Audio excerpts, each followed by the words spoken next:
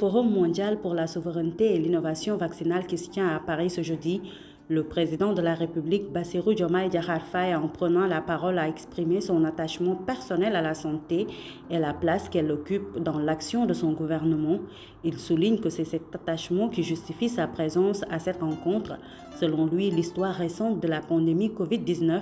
a montré combien le monde était vulnérable, mal préparé face aux pandémies et que par conséquent, la santé doit être une priorité permanente. La pandémie avait surtout mis en évidence les disparités structurelles qui existaient déjà entre pays développés et pays en développement en matière de vaccination, a insisté le président de la République, rappelant que bien que l'Afrique représente environ 20% de la population mondiale, son industrie des vaccins fournit à peine 0,25% de l'offre mondiale. Le continent est encore largement tributaire d'autres régions pour couvrir ses besoins. C'est dire, selon lui, l'immensité de la tâche qui reste à accomplir pour la souveraineté vaccinale de l'Afrique. Le chef de l'État pense qu'un des défis majeurs pour l'Afrique aujourd'hui, c'est de produire des vaccins, des médicaments et diagnostics, mais également accéder aux plateformes de commercialisation pour participer pleinement à la lutte contre les menaces sanitaires futures.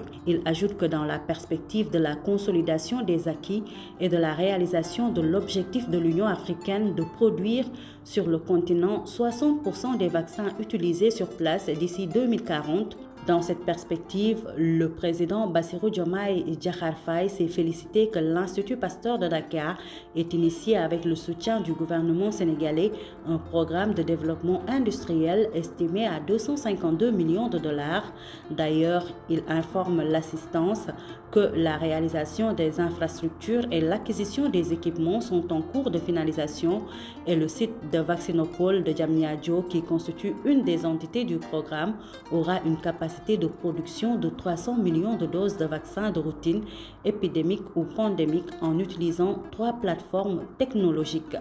Le président de la République a souligné que pour encadrer toutes ces initiatives, le Sénégal a déjà mis en place l'Agence nationale de réglementation pharmaceutique,